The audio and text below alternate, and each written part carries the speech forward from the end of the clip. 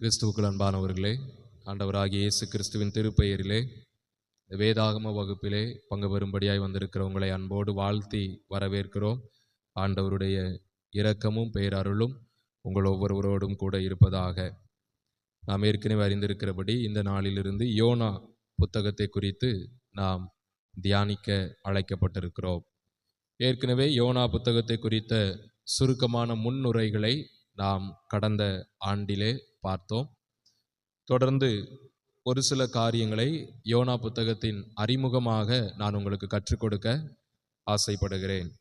இந்த யோனா புத்தகத்தை எழுதியவர் யோனா தீர்க்கதரிசி.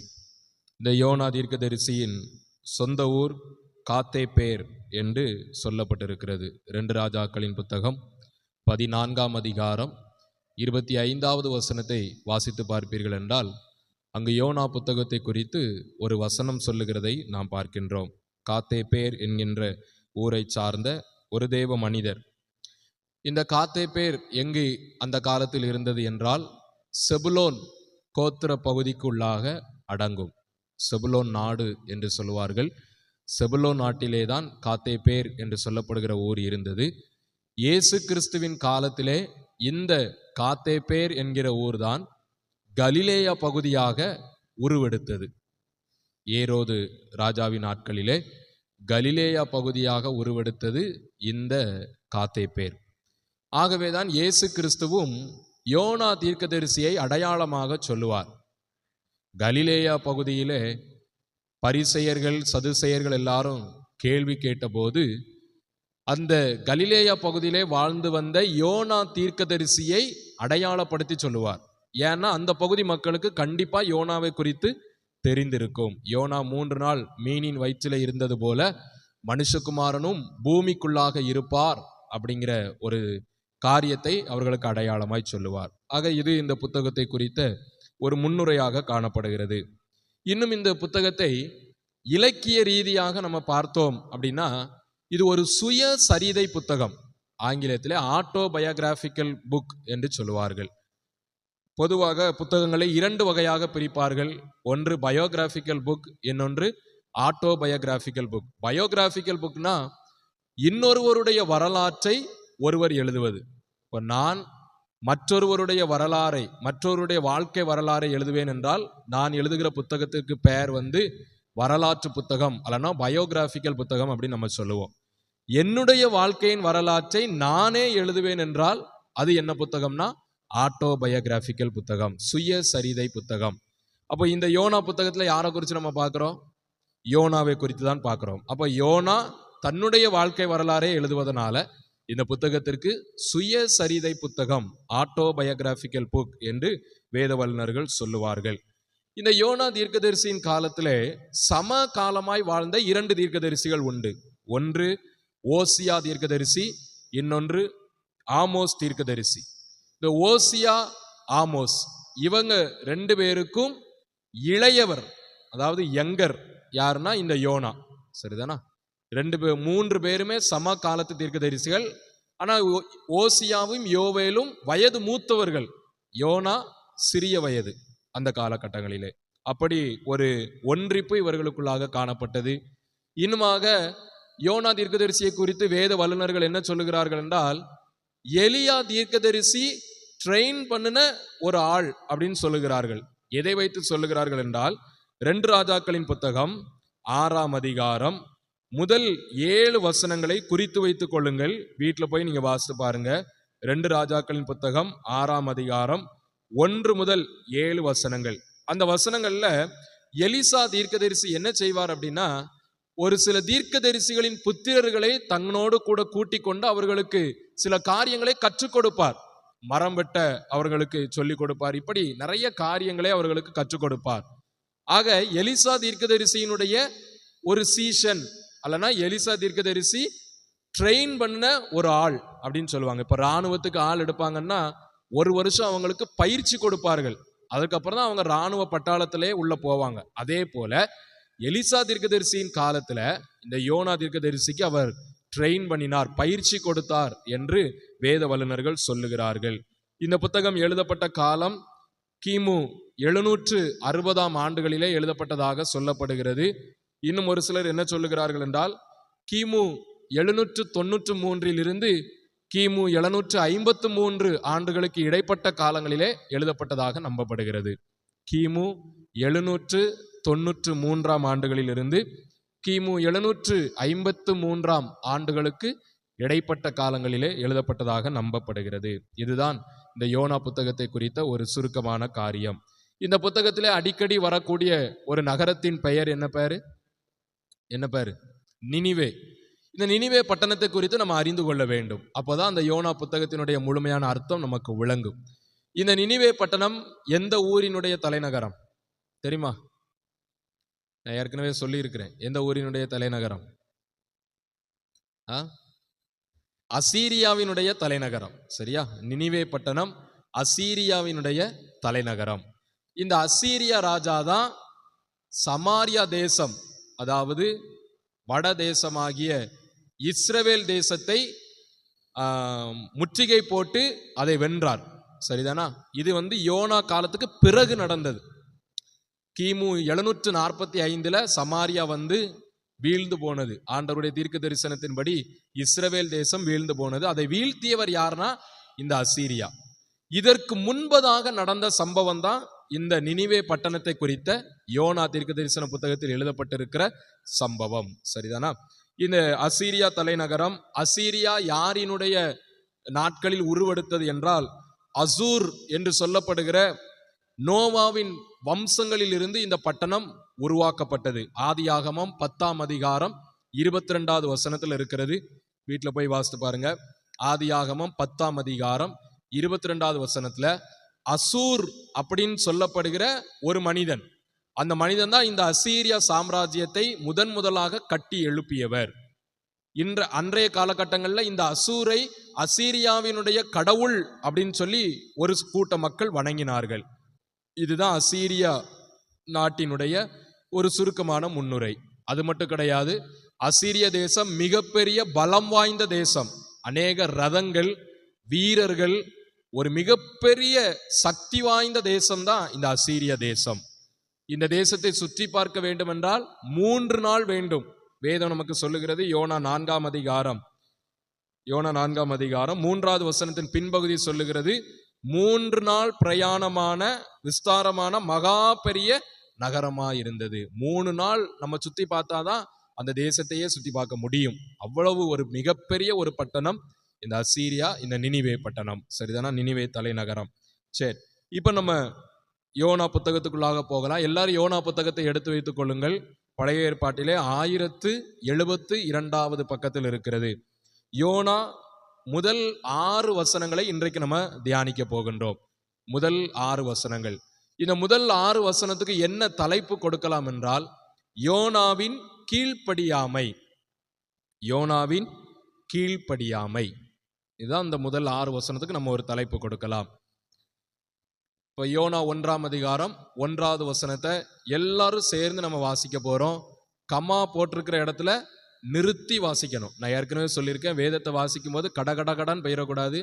கமா, அரை புள்ளி, ஃபுல் ஸ்டாப் எங்கெல்லாம் இருக்கோ அதில் தான் நம்ம நிறுத்தி வாசிக்கணும். சரியா?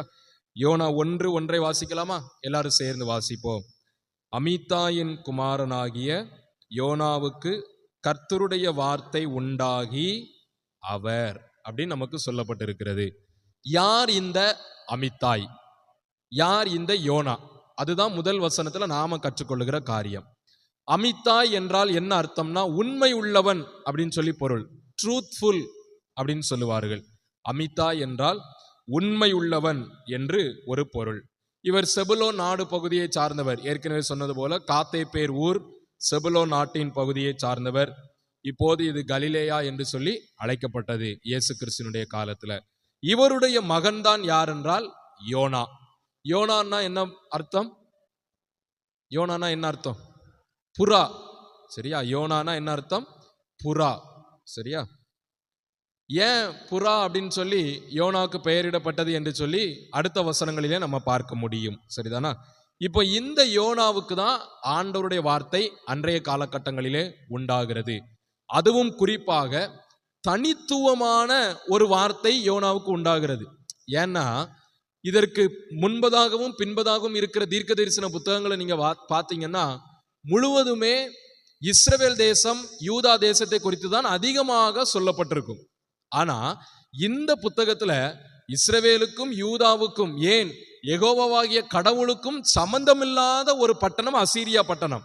அசீரியா பட்டணத்துல யூதர்கள் யாருமே கிடையாது. எல்லோருமே ஆண்டவருக்கு விரோதமாய் இருந்தவர்கள், எல்லோருமே ஆண்டவருக்கு எதிராக செயல்பட்டவர்கள். ஆனா அந்த மக்களையும் ஆண்டவர் காக்கும்படிக்கு அவர்களுக்காக இந்த புத்தகத்தை எழுதி வைத்திருக்கிறார். நம்முடைய ஆண்டவர் எவ்வளவு பெரிய நல்ல ஆண்டவர் பாருங்க. ஆண்டவருக்கும் அந்த மக்களுக்கும் சம்பந்தமே கிடையாது. இப்ப நாம் தான் இருக்கிறோம் என்றால் நாம் ஊழி காலமாய் கர்த்தரை வணங்குகிறோம், கர்த்தரை உயர்த்துகிறோம். அப்ப நமக்கும் ஆண்டவருக்கும் ஒரு லிங்க் இருக்கிறது என்று சொல்லலாம். ஆனா அன்றைய காலகட்டங்கள்ல யெகோவாகிய கடவுளுக்கும் அசீரிய தேசத்திற்கும் எந்த ஒரு சம்பந்தமும் கிடையாது. ஆனா அவர்களையும் காக்கும்படிக்கு ஆண்டவர் விருப்பப்பட்டார். அதற்காகத்தான் யோனா தீர்க்கதரிசியை ஆண்டவர் அனுப்பினார். ஆகவே யோனாவினுடைய ஊழியம், யோனாவினுடைய தீர்க்க தரிசனம் தனித்துவமான ஒரு தீர்க்க தரிசனம். இன்னும் ஒன்றை சொல்லுகிறேன், இந்த புத்தகத்துல ஒரே ஒரு தீர்க்க தரிசன வார்த்தை தான் இருக்கிறது. இது தீர்க்க தரிசிகளின் புத்தகம் அப்படின்னு சொல்லி நம்ம சொல்றோம். ஆனா உண்மையிலேயே யோனா புத்தகத்துல ஒரே ஒரு தீர்க்க தரிசன வசனம் மட்டும்தான் இருக்கு. மற்ற எல்லாமே பாருங்க யோனாவினுடைய வாழ்க்கை வரலாறே சொல்லப்பட்டிருக்கும். அந்த ஒரு தீர்க்க தரிசன வசனம் எங்க இருக்குன்னா யோனா 4ஆம் அதிகாரம் 3வது வசனம். அந்த வசனம் தான் இந்த புத்தகத்தினுடைய தீர்க்க தரிசன வசனம். சரிதானா? யோனா நகரத்தில் பிரவேசித்து ஒரு நாள் பிரயாணம் பண்ணி இன்னும் 40 நாள் உண்டு, அப்பொழுது நினிவே கவிழ்க்கப்பட்டு போம் என்று கூறினான். அதுதான் இந்த புத்தகத்தினுடைய தீர்க்க தரிசன வசனம். மற்ற எல்லா வசனங்களுமே யோனாவினுடைய வாழ்க்கை வரலாறை சித்தரிக்கிற வசனங்கள். சரி, இப்ப முதல் வசனம் நம்ம பார்த்தோம். அமித்தாய்னா யாரு, யோனானா யாரு, யோனாவுக்கு ஆண்டோடைய வார்த்தை உண்டாகிறது அப்படின்னு சொல்லி நம்ம பார்த்தோம். இப்ப ரெண்டாவது வசனத்தை நாம் யாவரும் சேர்ந்து வாசிக்கலாம். நீ எழுந்து மகா நகரமாகிய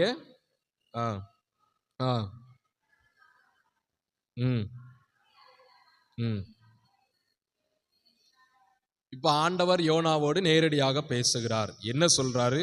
எப்பா நீ எழுந்து மகா நகரமாகிய நினிவேக்கு போய். இங்க நினிவேக்கு ஒரு அடைமொழி கொடுக்கப்படுகிறது. இப்போ நம்ம ஊர் அடைமிதிப்பான்குளம்னு சொல்றோம் இல்லையா? அடைமிப்பான்குளம்னா அதுக்கு ஒரு அடைமொழி கண்டிப்பா மற்ற ஊருக்காரங்க நம்மளை பார்த்து என்ன செய்வாங்க, சொல்லுவாங்க. ஒவ்வொரு ஊருக்கும் ஒரு அடைமொழி, அவர்களுடைய பண்புகளை வைத்தோ அல்லது அவர்களுடைய செயல்பாடுகளை வைத்தோ ஒரு அடைமொழியாய் சொல்லுவார்கள். அதே போல நினிவேக்கு ஒரு அடைமொழி சொல்லப்படுகிறது. என்ன அடைமொழினா மகா நகரமாகிய நினிவே, த கிரேட் சிட்டி அப்படின்னு சொல்லி நம்ம சொல்லுவோம். ஏன் மகா நகரம் அப்படின்னு சொல்றாங்க? நான் ஏற்கனவே சொன்னது போல நினிவே பட்டணம் மிகப்பெரிய ஒரு பட்டணம். அதனுடைய வளம், அதனுடைய படைகள், அதை ஆளுகிற ராஜா, அதில் வாழ்கிற மக்கள் எல்லோருமே ரொம்ப செல்வ செழிப்பாக வாழ்ந்து வந்த ஒரு பட்டணம். பாவத்துக்கு அந்த பட்டணத்துல பஞ்சம் கிடையாது, வறுமைக்கு இடம் கிடையாது. போர் வந்துட்டுனா அவங்க தான் ஜெயிப்பாங்க. அந்த அளவுக்கு படைகள் நிறைந்த பட்டணம். அந்த பட்டணத்தை சுற்றி பார்க்கணும்னா 3 நாள் வேணும். இவ்வளவு காரியங்களை உள்ளடக்கியதுனாலதான் ஆண்டவரே அந்த நினிவே பட்டணத்துக்கு ஒரு அடைமொழி கொடுக்கிறார், மகா நகரமாகிய நினிவே பட்டணம். சும்மா மகா நகரம் அப்படின்னு சொல்லி நினிவே என்ன சொல்லி வேதம் நமக்கு கற்றுக் கொடுக்கவில்லை. அந்த நினிவே பட்டணத்தை குறித்து நீங்களும் இணையதளத்துல டைப் பண்ணி பார்த்தீங்கன்னா நிறைய காரியங்கள் இங்க சொல்லப்பட்டிருக்கிறது. ஏகப்பட்ட ரதங்களும் படை வீரர்களும் வைத்திருந்த ஒரு மிகப்பெரிய நகரம். ஆகவேதான் அந்த நகரத்துக்கு மகா நகரம் அப்படின்னு சொல்லி ஆண்டவர் சொல்லுகிறார். அதற்கு விரோதமாக என்ன செய்ய சொல்லுகிறார்? பிரசங்கி அப்படின்னு ஆண்டவர் யோனாவை பார்த்து சொல்லுகிறார். பாருங்க, பொதுவாக இந்த தீர்க்கதரிசிகள் எல்லோருக்குமே ஆண்டவர் கொடுக்கிற வார்த்தைன்னா, ஏன் மக்களுக்கு விரோதமா நீ என்ன செய்யணும்? பிரசங்கிக்கணும். என்னுடைய மக்கள் என்னை விட்டு வழி விலகி போனாங்க, நான் அவங்கள எவ்வளவு காலமா நடத்தி வந்தேன், அதையெல்லாம் மறந்து போனாங்க. எடுத்துக்காட்டா இஸ்ரவேல் ஜனங்களை பார்த்து ஆண்டவர் சொல்லுவார், வணங்கா கழுத்துள்ள ஜனங்கள், இவங்கெல்லாம் மனம் திரும்பவே மாட்டாங்க அப்படின்னு சொல்லி தன்னுடைய ஜனங்களை குறித்தே ஆண்டவர் சொல்லி இருப்பார். ஆனா இங்கு ஆண்டவருக்கும் மற்ற அந்த ஜனங்களுக்கும் சம்பந்தமே இல்லாத மக்களை பார்த்து ஆண்டவர் சொல்றாரு, அவர்களுக்கு விரோதமாக நீ போய் என்ன செய்யணும்? பிரசங்கிக்கணும். இப்ப யோனாவினுடைய மனநிலையை சிந்திச்சு பாருங்க. நினிவேயை குறித்து யோனாவுக்கு நன்றாக தெரியும். நினிவேயை குறித்து யோனாவுக்கு நன்றாக தெரியும். இந்த நினிவே பட்டணம் எப்படிப்பட்ட பட்டணம், அதுல இருக்கிற படைகள், ராஜா, மக்கள் எல்லாருமே எப்படிப்பட்டவங்கன்னு சொல்லி நல்லா தெரியும். இவ்வளவும் தெரிந்த யோனா ஆண்டவருடைய வார்த்தையை கேட்ட உடனே கதி கலங்கி போயிருப்பார். அதற்கு விரோதமாக பிரசங்கி அப்படின்னு சொன்ன உடனே ஒரு நிமிடம் அவருடைய உடல் எல்லாமே வேத்து புழுங்கி இருக்கும். காரணம், அந்த பட்டணம் அப்படிப்பட்ட பட்டணம். ஆனாலும் அவர்கள் செய்த அக்கிரமம் தேவ சமூகத்தில் என்ன செய்து விட்டது, வந்து எட்டி விட்டது. அதைத்தான் 2ஆம் வசனத்தின் கடைசி பகுதி சொல்லுகிறது, அவர்களுடைய அக்கிரமம் என் சமூகத்தில் வந்து எட்டினது அப்படின்னு சொல்லி சொல்லப்பட்டிருக்கிறது. அன்பானவர்களே, ஆண்டவருடைய சமூகத்துக்கு முன்பதாக நாம் தவறு செய்கின்ற பொழுது கர்த்தர் நம்மை அங்கு தண்டித்து உணர்த்துகிற ஒரு தேவனாக இருக்கிறார். இங்க அக்கிரமம் அப்படின்னு சொல்லப்பட்டிருக்கிற ஒரு வார்த்தைக்கு எபிரேய பதம் ரா அப்படின்னு சொல்லி பயன்படுத்தப்பட்டிருக்கிறது. RAAH என்று சொல்லுவார். ரா ரா அப்படின்னா அக்கிரமம் அல்லனா பேட் திங்ஸ், ஈவில், தீய காரியங்கள் அப்படின்னு சொல்லி நாம தமிழிலே அதை மொழிபெயர்க்கலாம். இன்னும் இந்த நினிவே பட்டணம் எப்படிப்பட்ட பட்டணம் அப்படின்னு சொல்லி ஓசியா தீர்க்கதரிசி எழுதி வைத்திருக்கிறார். அதை நம்ம வாசிக்கலாமா?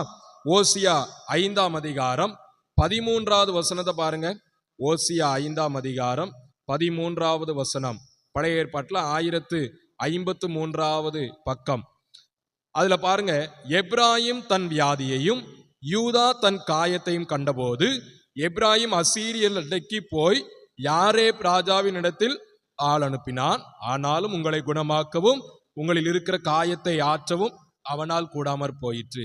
இந்த அசீரியர்கள் சிறந்த மருத்துவர்களை உள்ளடக்கிய ஒரு நினிவே பட்டணமாக காணப்பட்டது.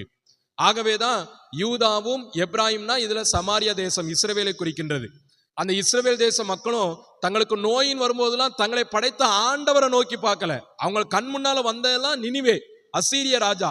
காரணம், அங்க தலை சிறந்த மருத்துவர்கள் இருக்காங்க, அவங்ககிட்ட போனா நமக்கு சோமாயிரும். இந்த அளவுக்கு நல்ல ஒரு வெல்த்தியான, நல்ல ஒரு ஹெல்த்தியான பட்டணம் தான் நினிவே பட்டணம். இன்னும் ஓசியா எழுதுகிறார் பாருங்க, 7ஆம் அதிகாரம் 11வது வசனம். ஓசியா 7:11, எப்ராயிம் பேதையான புறாவை போல் இருக்கிறான், அவனுக்கு புத்தி இல்லை. எகிப்தியனை கூப்பிடுகிறார்கள், அசீரியன் இடத்துக்கு போகிறார்கள். எப்ராயிமும் யூதாவும் எப்படி போர் செய்யணும், எப்படி செயல்படணும் அப்படின்னு சொல்லி தெரியாம இருக்காங்க. அவங்களுக்கு ஆலோசனை கொடுப்பதற்கு கர்த்தரை தேடல, அசீரியாவை தேடுகிறார்கள். அப்ப இதுல இருந்து நம்ம எதை கற்றுக்கொள்கிறோம்னா, அசீரிய நகரம், அந்த நினிவே பட்டணம் எவ்வளவு ஒரு தலை சிறந்த பட்டணமா இருக்கிறது அப்படிங்கிறத இந்த ஓசியா புத்தகத்திலிருந்து நாம கற்றுக்கொள்ள முடியும். இதுதான் இந்த முதல் 2 வசனங்களை குறித்த ஒரு காரியங்கள். 3வது வசனத்துக்கு நாம் வருவோம். யோனா 1ஆம் அதிகாரம் 3வது வசனம் நம்ம சேர்ந்து வாசிக்கலாமா? அப்பொழுது யோனா கர்த்தருடைய சமூகத்தினின்று விலகி தர்ஷீசுக்கு ஓடி போகும்படி எழுந்து யோப்பாவுக்கு போய் தர்ஷீசுக்கு போகிற ஒரு கப்பலை கண்டு கூலி கொடுத்து தான் கர்த்தருடைய சமூகத்தினின்று விலகும்படி அவர்களோட தர்ஷீசுக்கு போக கப்பல் ஏறினான். இங்குதான் யோனாவினுடைய கீழ்ப்படியாமையை நாம் பார்க்கின்றோம். இந்த யோனா முதலாவது அவன் என்ன தன்னுடைய மனசுல தீர்மானம் பண்ணிட்டான்னா, நினிவே பட்டணம் எப்படிப்பட்ட பட்டணம், அது எவ்வளவு பெரிய பாதுகாப்புள்ள பட்டணம், எவ்வளவு தலை சிறந்த மக்கள் வாழ்கிற பட்டணம், இது எல்லாம் தன்னுடைய மனதில் நினைச்சு பார்த்துட்டு உடனே அவன் முடிவெடுக்கிறான், நான் கர்த்தருடைய சமூகத்தில் இருந்து விலகி போக வேண்டும். ஆண்டவர் சொல்லுகிற வார்த்தைக்கு கீழ்ப்படியாம அவர் கண்ணுக்கு மறைவா நான் ஓடி போயிடணும். அவருடைய கண்ணுக்கு மறைவா யாருமே தப்பிக்க முடியாது. ஆனா அந்த நினிவே பட்டணத்தினுடைய அந்த பலம் யோனாவை பலவீனப்படுத்தினது. நினிவே பட்டணத்தினுடைய அந்த காரியம் யோனாவை பலவீனப்படுத்தினது. அவன் உடனே என்ன செய்கிறான், ஆண்டவரை விட்டு விலகி போக வேண்டும் அப்படின்னு சொல்லி எங்க போய் கப்பல் ஏறுறான், எங்க போய் கப்பல் ஏறுறான், எங்க போய் கப்பல் ஏறுறான், யோப்பா. யோப்பாவுக்கு போய் கப்பல் ஏறுகிறான். சரிதானா? அன்றைய காலகட்டங்களில் யோப்பா பட்டணம் தான் துறைமுக பட்டணமாக, அநேக கப்பல்கள் வந்து செல்லுகிற வணிக நகரமாக காணப்பட்ட ஒரு பட்டணம். இதை நீங்க எங்க பார்க்கலாம்னா, அந்த பைபிள்ல பின்னாக இருக்கிற மேப்ல நீங்க பார்த்தீங்கன்னா உங்களுக்கு அது தெளிவாக புரியும். அந்த காரியங்கள்ல நீங்க அதை பார்த்து கொள்ளுங்கள். இந்த யோப்பா பட்டணம் ஒரு துறைமுக பட்டணம். இப்ப அங்க போய் அவர் நினிவேக்கு போகிற கப்பலுக்கு போகாம, நினிவேக்கு போகிற பாதையாக போகாம அவர் நேர் எதிராக தர்ஷீசுக்கு போகிறார். இந்த தர்ஷீஸ் எங்க இருக்கிறது என்றால், நினிவே கிழக்கு பகுதியில் இருக்குன்னா தர்ஷீஸ் மேற்கு பகுதியில் இருந்தது, நேர் எதிராக இருந்தது. இதை நீங்க எங்க பார்க்கலாம்னா இந்த வேதாகமத்துல பின் பகுதியில் இருக்கிற மேப்பை பாருங்க. முதல் மேப் ஆதியாகமம் தொடர்புள்ள இடங்கள் அப்படின்னு சொல்லி ஒரு மேப் கொடுக்கப்பட்டிருக்கு. அந்த மேப்ல பாருங்க, வேதாகமத்துல முதல் வரைபடம் இருக்கா, அதுல பாருங்க கிழக்கு பகுதி நீங்க மேப் வைத்திருக்கிறதற்கு வலது பக்கம் மேல பாருங்க நினிவே அசீரியா அப்படின்னு சொல்லி போட்டிருக்கோம். நினிவே அசீரியா அரராத் மலைக்கு நேர கீழே இருக்கும். அந்த நினிவேக்கு நேர் எதிர இடது பக்கம் பாருங்க கடலுக்கு மேல மத்திய தரைக்கடல், கடலுக்கு மேல தர்ஷீஸ் இருக்கிறதா. அப்ப பாருங்க யோனா நினிவேக்கும் எதிராக போனாரு, கடவுளுக்கும் நேர் எதிராக செயல்பட்டார். எவ்வளவு ஒரு தந்திரமா அன்றைய காலகட்டத்தில் நினிவே யோனா செயல்பட்டிருக்காரு பாத்தீங்களா. இருவத்துக்கும் யோனா தீர்க்கதரிசி, கடவுளுக்கு பயந்த ஒரு தீர்க்கதரிசி. ஆனால் நினிவேக்கு பயந்து போய், நினிவே மக்களுக்கு பயந்து போய் கடவுளுக்கும் எதிராக செயல்பட்டார். நினிவே மக்களை காப்பாற்ற வேண்டும் என்கின்ற எண்ணமும் அவருக்கு இல்லை. அந்த பட்டணத்துக்கு எதிராகவும் யோனா செயல்பட்டார். ஏன் தர்ஷீஸுக்கு போனோம்? ஒரு கேள்வி கேட்டு பாருங்களேன். அன்றைய காலகட்டங்களில் நிறைய பட்டணங்கள் இருந்தது. நினிவே கிட்டையே நிறைய பட்டணம் இருக்கிறது, தர்ஷீஸ் பக்கத்திலையும் நிறைய பட்டணம் இருந்தது. ஏன் தர்ஷீஸுக்கு போக வேண்டும் அப்படின்னு சொல்லி ஒரு கேள்வி கேட்டு பார்த்தோம்னா அதற்கு என்ன பதில் கிடைக்கிறது என்றால், அன்றைய காலகட்டங்களில் தர்ஷீஸ் பட்டணம் கடல் பயணம் மேற்கொள்வதற்கு தலை சிறந்த பட்டணமாக இருந்தது. இப்ப நமக்கு கடல் பயணம் மேற்கொள்ளனா நீங்க எல்லாரும் எங்க போவீங்க? எங்க போவீங்க? கடல்ல பயணம் பண்ணணும், கப்பல்ல போனோம்னா எங்க போவோம்? கன்னியாகுமரி போவோம் இல்லையா? கன்னியாகுமரி தான் போவோம். தூத்துக்குடியில துறைமுகம் இருந்தாலும் கன்னியாகுமரியில போய் கப்பல் பயணம் பண்ணா தான் நமக்கு ஒரு திருப்தி இருக்கும். நம்ம கடல்ல போய் பிரயாணம் பண்ணிட்டோம் அப்படின்னு சொல்லி. அதே போல அன்றைய காலகட்டங்கள்ல தர்ஷீஸ் பட்டணம் கடற்கரை பட்டணமாக இருந்தது. அதுவும் கடல் பயணம் மேற்கொள்வதற்கு தலை சிறந்த பட்டணமாக இருந்தது. நல்லா ஆடி பாடி கொண்டாடலாம், சந்தோஷமா இருக்கலாம். நினிவேக்கு போகாம தர்ஷீஸுக்கு யோனா போவதற்கு மிக முக்கிய காரணமாக அவர் தெரிந்தெடுத்த ஒரு காரணம், எல்லோரும் தர்ஷீஸுக்கு தானே போறாங்க, அப்ப நம்மளும் எங்க போவோம்? தர்ஷீஸுக்கு போவோம். ஒருவேளை அது எதர்ச்சியாக நடந்திருக்கலாம். யோனா தீர்மானம் பண்ணி தர்ஷீஸுக்கு தான் போகணும் அப்படின்னு சொல்லி கண்டிப்பா நினைச்சிருக்க மாட்டாரு. ஆனா அன்றைய காலகட்டங்கள்ல தர்ஷீஸ் பட்டணம் கடல் பயணம் மேற்கொள்வதற்கு தலை சிறந்த பட்டணமாக இருந்தது. எல்லா மக்களும் அந்த பட்டணத்துக்கு போவதற்கு ஆசைப்பட்டார்கள். ஆகவே அவர்களோடு கூட அவரும் செல்வதற்கு அவர் ஆசைப்பட்டார். இதுதான் யோனா அன்றைய காலகட்டத்தில் முடிவெடுத்த ஒரு காரியம். தர்ஷீஸுக்கு போகும்படி கர்த்தருடைய சமூகத்தை விட்டு விலகி அவர் இவ்வாறாக போகிறார். இன்னுமாக தர்ஷீஸ் அப்படின்னா என்ன பொருள்னா, திறந்த கடல் அப்படின்னு சொல்லி பொருள். ஓப்பன் சி, திறந்த கடல் அப்படின்னு சொல்லி தர்ஷீஸ் அப்படின்னா அதற்கு அதுதான் பொருள். இது இன்றைய காலகட்டத்தில் எங்க இருக்குன்னா லெபனான் பட்டணத்துல இருக்கிறது. லெபனான் நாட்டில், லெபனான் அப்படின்னு சொல்லப்படுகிற நாட்டிலே தர்ஷீஸ் பட்டணம் இருக்கிறது. இந்த தர்ஷீஸ் பட்டணத்தினுடைய கப்பல், அந்த கப்பல் எப்படிப்பட்ட கப்பல்னா ரொம்ப பலம் வாய்ந்த ஒரு கப்பல். லேஸ்ல ஒரு காத்தடிச்சா கூட அந்த கப்பல் உடையாது. கப்பல் பயணம் மேற்கொள்வதற்கு சொகுசான கப்பல். அது மட்டும் கிடையாது, அதிக பாதுகாப்பு நிறைந்த கப்பல் தர்ஷீஸ் பட்டணத்தினுடைய கப்பல். ஆகவேதான் யோனா தர்ஷீஸ் கப்பல்ல ஏறினார். கடல்ல போனாலும் தர்ஷீஸ் கப்பல்ல போறோம், அது நம்மளை பாதுகாக்கும் அப்படின்னு சொல்லி நாம நினைப்போம். இப்ப நம்முடைய வாழ்க்கையிலும் சில சம்பவங்கள் நடப்பது உண்டு. ஒரு சிலர், எல்லோருமே வாகனங்களை ஓட்டுகிறவர்கள் இருப்பார்கள். ஆனா ஒரு சிலர் ஓட்டுகின்ற பொழுது இவன் ஓட்டினா நம்ம ஜாக்கிரதையா நிம்மதியா ஊருக்கு போய் சேர்ந்துடலாம் அப்படிங்கிற ஒரு நம்பிக்கை ஒரு நபரின் மீது நமக்கு வரும், கண்டிப்பா இருக்கும். அதே போலதான் அன்றைய காலகட்டத்துல தர்ஷீஸ் கப்பல்ல போனா எந்த ஒரு சேதமும் நமக்கு வராது, பாதுகாப்பா இருக்கலாம், அந்த கப்பல் உடையவே செய்யாது அப்படின்னு சொல்லி மக்களுக்கு நம்பிக்கை இருந்தது. அப்படிப்பட்ட ஒரு பெயர் பெற்ற கப்பல் இந்த தர்ஷீஸ் கப்பல். சரிதானா? ஆகவேதான் யோனா தர்ஷீஸை தேர்ந்தெடுத்தார். தர்ஷீஸ் கப்பல்ல போனாரு, எந்த சேதமும் வராது, கடவுளுடைய சமூகத்தை விட்டு நம்ம என்ன செஞ்சிடலாம், விலகி போயிடலாம் அப்படின்னு சொல்லி. இந்த பாயிண்ட்ல தான் யோனாவுக்கு ஏன் புறா என்று பெயரிடப்பட்டது அப்படின்னு சொல்லி நம்ம அறிகிறோம். ஏன்னா கடவுளை விட்டு விலகி பறந்து போறார் யோனா. சரிதானா? கடவுளை விட்டு விலகி பறந்து போகிறார். ஆங்கிலத்தில் இந்த பகுதிக்கு என்ன தலைப்பு கொடுக்கப்பட்டிருக்குன்னா, Jonah flees from the Lord, from the presence of the Lord அப்படின்னு சொல்லி சொல்லப்பட்டிருக்கு. கடவுளுடைய சமூகத்தில் இருந்து விலகி பறந்து போகிறார் யோனா. அதுதான் இந்த முதல் 6 வசனத்துக்கும் ஆங்கில வேதாகமத்துல தலைப்பு கொடுக்கப்பட்டிருக்கு. Jonah flees from the presence of the Lord அப்படின்னு சொல்லப்பட்டிருக்கு. அப்போ உண்மையிலேயே யோனா புறா அப்படின்னு சொல்லப்பட்ட அந்த பெயருக்கு ஏற்றபடியே வாழ்ந்தார். கடவுளுடைய சமூகத்தை விட்டு விலகி போனார். சங்கீதக்காரனாகிய தாவீது ராஜாவும் சொல்லுகிறார். 55ஆம் சங்கீதம் 6ஆம் வசனம் முதல் 8வது வசனத்தை வாசித்து பார்த்தீங்கன்னா புறாவை குறித்து அங்கு தாவீது ராஜா சொல்லுகிறார். புறாவை மையப்படுத்தி, புறாவினுடைய செயல்பாடை மையப்படுத்தி சொல்லுகிறார். 55ஆம் சங்கீதம் 6வது வசனத்தை பாருங்க. அப்பொழுது நான் எனக்கு புறாவை போல் சிறகுகள் இருந்தால் நான் பறந்து போய் இளைப்பாறுவேன். நான் தூரத்தில் அலைந்து திரிந்து வனாந்தரத்தில் தங்கியிருப்பேன். பெருங்காற்றுக்கும் புசலுக்கும் தப்ப தீவிரித்து கொள்ளுவேன். இந்த வசனம் அப்படியே யோனாவுக்கு சம்பந்தப்படுது பாருங்க. யோனா இப்படிதான் நினைச்சிருப்பாரு. புறாவை போல நானும் என்ன செய்தேன், தர்சீஸ் கப்பல்ல பறந்து போறேன். எந்த ஒரு பெருங்காற்று வந்தாலும் புயல் வந்தாலும் என்கிட்ட வராது அப்படின்னு சொல்லி ஒரு நம்பிக்கையோட யோனா அன்றைய காலகட்டத்துல அவர் அந்த கர்த்தருடைய சமூகத்துக்கு விட்டு விலகி போயிருக்கலாம்.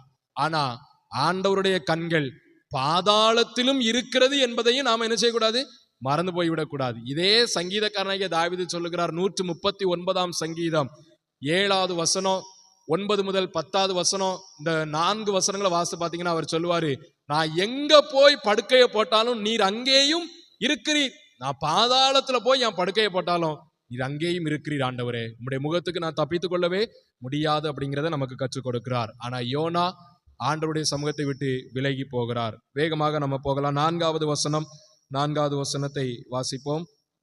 யாவரும் சேர்ந்து வாசிப்போம். கர்த்தர் சமுத்திரத்தின் மேல் பெருங்காற்றை வரவிட்டார். அதனால் கடலிலே கப்பல் உடையும் என்று நினைக்கத்தக்க பெரிய கொந்தளிப்பு உண்டாயிற்று. இப்போ கப்பல்காரங்க எல்லாரும் சந்தோஷமா பயணித்து கொண்டிருக்கிற வேளையில ஒரு பெரிய காற்று வருகிறது. அந்த பெரிய காற்று அதுவரைக்கும் அவர்கள் கண்டிராத ஒரு காற்று. அதுதான் அதுல முக்கியத்துவம் வாய்ந்தது. அந்த காற்று வந்த உடனே கொந்தளிப்பு வருகிறது. இது பொதுவாக கடலிலே நடக்கிற ஒரு சம்பவம் தான். பெருங்காற்று அடிச்சா கண்டிப்பா கடல் கொந்தளிக்கும். ஆனா இந்த கொந்தளிப்பு அந்த மாலுமி, அந்த கேப்டனுக்கே புரியாத ஒரு புதிராக இருந்தது. இப்படிப்பட்ட ஒரு கொந்தளிப்பை அவர்கள் அதுவரைக்கும் சந்தித்ததே இல்லை. எவ்வளவு பெரிய பலம் வாய்ந்த கப்பல் தர்சீஸ் கப்பல், அந்த கப்பலே உடையத்தக்கதாக கொந்தளிப்பு வந்தது. அதுதான் அங்க போடப்பட்டிருக்கு பாருங்க. 4வது வசனத்தின் கடைசி பகுதியை பாருங்க. அதனால் கடலிலே கப்பல் உடையும் என்று நினைக்கத்தக்க, பாருங்க எல்லாரும் நினைச்சாங்க தர்சீஸ் கப்பல் பாதுகாப்பான கப்பல் அப்படின்னு சொல்லி. ஆனா ஆண்டவர் அனுப்பிய கொந்தளிப்பிலே அந்த கப்பல் ஒன்றுமில்லாமல் போகக்கூடிய அளவுக்கு உடையத்தக்கதாக கொந்தளிப்பு உண்டானது. இப்ப எல்லாரும் திடுக்கிட்டு திகிலடைந்து என்ன செய்வோம் யாது செய்வோம் ஒன்றும் புரியாம அறியாம அங்கும் இங்கும் கப்பல்ல ஓடி அலைஞ்சு கொண்டிருக்கிறாங்க. அடுத்து அவங்க என்ன செய்கிறாங்க பாருங்க. 5வது வசனத்துல எல்லாரும் சேர்ந்து வாசிப்போம். 5வது வசனம். அப்பொழுது கப்பற்காரர் பயந்து அவனவன் தன் தன் தேவனை நோக்கி வேண்டுதல் செய்து பாரத்தை லேசாக்கும்படி கப்பலில் இருந்த சரக்குகளை சமுத்திரத்தில் எரிந்து விட்டார்கள். யோனாவோ வென்றால் கப்பலின் கீழ்த்தட்டில் இறங்கி போய் படுத்துக்கொண்டு அயர்ந்த நித்திரை பண்ணினான். இங்கு இவங்க பொதுவா செய்யக்கூடிய காரியம், கப்பல்ல பிரயாணம் பண்ணும்போது இதே மாதிரி கொந்தளிப்பு வந்துட்டுனா, பாரம் அதிகமாயிட்டுனா பொதுவாக தேவையில்லாத பொருட்களை கப்பலிலே இந்த கடலிலே எரிந்து விடுவது வழக்கம். அதைத்தான் அவங்களும் செய்யறாங்க. கூடுதலா ஒண்ணு செய்யறாங்க. எல்லோரும் அவனவன் தேவனை நோக்கி வேண்டிக் கொண்டார்கள். அங்க இருக்கிற மக்களுக்கு தெரியல இது யெகோவாவாகிய கடவுள் அனுப்பிய கொந்தளிப்பு, அதுவும் யோனாவின் நிமித்தமாக வந்த கொந்தளிப்பு, எதுவுமே அவங்களுக்கு தெரியல. அவங்க நினைச்சிட்டாங்க இது பொதுவா வரக்கூடிய ஒரு கொந்தளிப்பு, ஆனா சற்று அதிக பலத்தோடு வருகிறது, நம்ம எல்லாரும் மடிந்து போய் விடுவோம் அப்படிங்கிற பயத்துல தன் தன் தேவனை நோக்கி வேண்டிக் கொள்ளுகிறார்கள். அன்றைய காலகட்டத்துல யெகோவாவாகிய கடவுள் எல்லோருக்கும் பொதுவான கடவுள் அல்ல. பழைய ஏற்பாட்டு காலத்துல எல்லோரும் அவங்கவுங்க பட்டணத்துல ஒரு சில கடவுளை வணங்கி வந்தார்கள். அப்படிப்பட்ட மக்கள் போன அந்த கப்பலிலே அவங்கவங்க தேவனை நோக்கி வேண்டிக் கொள்ளுகிறார்கள். இதுதான் அந்த இடத்துல நடக்கிற ஒரு சம்பவமாக நாம் பார்க்கின்றோம்.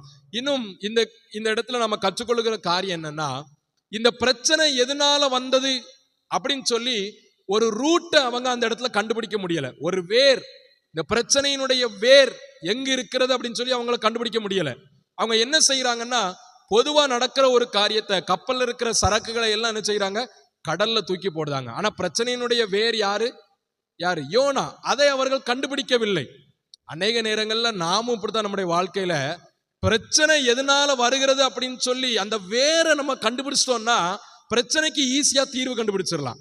ஆனா நம்ம வேற கண்டுபிடிக்க மாட்டோம், குறுக்கு வழியை யோசிப்போம். அந்த மக்கள் கப்பல்ல அதைத்தான் செஞ்சாங்க. அந்த பிரச்சனையினுடைய வேற கண்டுபிடிச்சா உடனே அந்த இடத்துல ஒரு முடிவு உண்டு பண்ணி இருக்கலாம். ஆனா அவங்க அதை கண்டுபிடிக்கல. சரக்குகளை எல்லாம் என்ன செஞ்சாங்க? கடல்ல தூக்கி போட்டாங்க. நாமும் நம்முடைய வாழ்க்கையில நிறைய நேரங்கள்ல அப்படிதான். நம்முடைய வாழ்க்கையில ஏற்படுகிற பிரச்சனைகள், நம்முடைய வாழ்க்கையில ஏற்படுகிற போராட்டங்கள், நிறைய நேரங்கள்ல நாமே அந்த பிரச்சனைக்கு காரணமா இருப்போம். நாம் தான் அந்த பிரச்சனைக்கு வேறா இருப்போம். அதை நம்ம சிந்திச்சு பார்க்க மாட்டோம். நான் என்ன தப்பு பண்ணேன், என் வாழ்க்கையில என்ன தப்பு நடந்தது, என்ன அறிஞ்சே நான் தப்பு பண்ணனா, அறியாம தப்பு பண்ணனா, உட்கார்ந்து யோசித்தா பிரச்சனைக்கு தீர்வு கண்டுபிடித்து விடலாம். ஆனா நாம அதை செய்ய மாட்டோம். மற்றவர்களை குற்றம் சாட்டுவோம். அவங்க தான் இப்படி பண்ணிட்டாங்க, இவங்க தான் அப்படி பண்ணிட்டாங்க அப்படின்னு சொல்லி மற்றவர்களை குற்றம் சாட்டி குறுக்கு வழியை பார்ப்போம். அன்றைக்கு அந்த மக்களும் அதைத்தான் செய்தார்கள். சரக்குகளை எல்லாம் வெளியே எரிஞ்சு போட்டாங்க. அப்படியாவது கப்பல் தப்பிக்குமா, உயிர் பிழைப்போமா அப்படின்னு சொல்லி அவங்க யோசித்து செயல்படுகிறார்கள். கடைசியாக 6வது வசனத்தை பாருங்க, எல்லாரும் சேர்ந்து வாசித்து நாம் நிறைவு செய்வோம். அப்பொழுது மாலுமி அவனிடத்தில் வந்து, நீ நித்திரை பண்ணுகிறது என்ன? எழுந்திருந்து உன் தேவனை நோக்கி வேண்டிக்கொள், நாம் அழிந்து போகாதபடிக்கு சுவாமி ஒருவேளை நம்மை நினைத்தருளுவார் என்றான். யோனா எங்கு படுத்திருக்கிறான் அப்படின்னு சொல்லி ஒருவேளை மாலுமிக்கு தெரிந்திருக்க கூடும். ஏன்னா கேப்டர் என்பவர் எல்லாவற்றையும் அறிந்திருப்பவர். கப்பல்ல என்னென்ன இருக்கு, எங்கெங்க இருக்கு, என்னென்ன நடக்கு அப்படிங்கிறத ஒரு கேப்டனுக்கு நன்றாக தெரியும். அப்ப யோனா கீழ்த்தட்டுல போய் படுத்திருக்கிறார். அங்க மக்கள் புலம்புறாங்க, ஓலமிடுறாங்க. அதெல்லாம் யோனாவினுடைய காதுக்கு விழல. கப்பல் ரொம்ப கொந்தளிப்புல ஆடுது. அது ஒருவேளை யோனாவுக்கு தாலாட்டு பாடுவது போல இருந்திருக்கலாம் இல்லையா? கப்பலினுடைய அடித்தட்டுல போய் படுத்து தூங்குதாருன்னா கண்டிப்பா அவருக்கு அப்படிதான் இருந்திருக்கும். மேல மக்கள்லாம் ஓலமிடுறாங்க, ஐயோ காப்பாத்துங்க காப்பாத்துங்கன்னு சொல்லி கத்துறாங்க. யோனாவுக்கு அதெல்லாம் கேட்கல, அவருக்கு தாலாட்டு பாடுவது போல இருந்திருக்கு. மாலுமி உடனே கீழே போய் வேற எதெல்லாம் வெளியே தூக்கி போடலாம் அப்படின்னு சொல்லி ஒருவேளை மாலுமி போயிருக்கலாம். கண்டிப்பா யோனா அங்கதான் இருந்திருப்பான்னு சொல்லி தெரிந்திருக்க வாய்ப்பு இல்லை. ஆனா வேற ஏதாவது தேவையில்லாத பொருள் இருந்தீங்கன்னா வெளியே கடல்ல போய் போட்டுடலாம் அப்படின்னு சொல்லி தேடி கண்டுபிடிக்க அங்க போயிருக்கலாம். அங்க போன உடனே யோனாவை பார்த்த உடனே அவர் கேட்கிற கேள்வி, நீ நித்திரை பண்ணுகிறது என்ன? அதுவும் யோனா சாதாரண நித்திரை பண்ணல. என்ன நித்திரை பண்ணுகிறாரா? அயர்ந்த நித்திரை. இந்த அயர்ந்த நித்திரைக்கு வேதம் என்ன சொல்லுகிறது என்றால் ஹிப்னோட்டிக் ஸ்லீப் அப்படின்னு சொல்லி ஆங்கிலத்துல ஒரு வார்த்தை பயன்படுத்தப்படுகிறது. அப்படின்னா என்னன்னா, சாப்பிட்ட பிறகு ஒரு தூக்கம் வரும் பத்தியா, அந்த தூக்கம் சுகமான தூக்கம். அப்படிதானே? அப்படி இல்லையா? உண்ட மயக்கம் அப்படின்னு நம்ம சொல்லுவோம். சாப்பிட்ட பிறகு ஒரு தூக்கம் வரும் பாருங்க, பக்கத்துல என்ன நடந்தாலுமே தெரியாது. அது 1 மணி நேரம் நம்ம தூங்கலாம், இல்லைன்னா 2 மணி நேரம் தூங்கலாம். அந்த 2 மணி நேரம் உண்மையிலேயே நாம உயிரோட தான் இருக்கோமா அப்படின்னு சொல்லி அந்த 2 மணி நேரம் கழிச்ச பிறகுதான் நமக்கு தெரியும். அந்த அளவுக்கு ஒரு தூக்கம் வரும். அந்த தூக்கத்தை தான் யோனா அன்றைக்கு அங்கு கப்பல்ல செய்தார். அயர்ந்த நித்திரை பண்ணினார். அவர் நன்றாக சாப்பிட்டு திருப்தியா போய் கீழே போய் என்ன செஞ்சிருக்கலாம்? படுத்திருக்கலாம். மாலுமி போய் எழுப்புகிறார். நித்திரை பண்ணுகிறது என்ன? உன் தேவனை நோக்கி நீ என்ன செய்? வேண்டிக்கொள் அப்படின்னு சொல்லி அந்த யோனாவுக்கு கட்டளை கொடுக்கிறார். இவ்வாறாக அந்த முதல் பகுதி நமக்கு முடிவடைகிறது. அடுத்து நமக்கு என்ன நடந்தது அப்படின்னு சொல்லி தொடர்ந்து நம்ம என்ன செய்யலாம்? அடுத்த வகுப்பிலே பார்க்கலாம். இந்த 6 வசனங்கள்ல நாம கற்றுக்கொள்கிற 2 காரியம். ஒன்று, கடவுளுடைய சமூகத்தை விட்டு நம்ம என்ன செய்யக்கூடாது? விலகி போகவே கூடாது. ஆண்டவர் என்ன சொன்னாலும் அதன்படி செய்வதற்கு நாம் நம்மை அர்ப்பணிக்க வேண்டும். 2வது, பிரச்சனைக்கு வேற எங்க இருக்கு அப்படின்னு சொல்லி நம்ம என்ன செய்யணும்? கண்டுகொள்ள வேண்டும். ஒரு குடும்பத்துல பிரச்சனையா, கணவன் மனைவிக்குள்ள பிரச்சனையா, அதனுடைய வேர் எங்க இருக்கிறது, யார் அந்த வேரை உள்ள போட்டா அப்படின்னு சொல்லி சரியாய் நம்ம கண்டுபிடிக்கணும். அதை கண்டுபிடிச்சாதான் பிரச்சனைக்கு தீர்வு கிடைக்கும். அதை கண்டுபிடிக்காமல் குறுக்கு வழியில் நம்ம யோசிப்பது பிரச்சனைக்கு தீர்வு கிடைக்காது. அதுதான் இந்த 6 வசனங்களிலே நாம கற்றுக்கொள்ளுகிற காரியம். நிச்சயமாக ஆண்டவர் நம்மை அவருடைய வார்த்தையின்படியே செய்வதற்கு வழி நடத்துவாராக. ஆமேன்.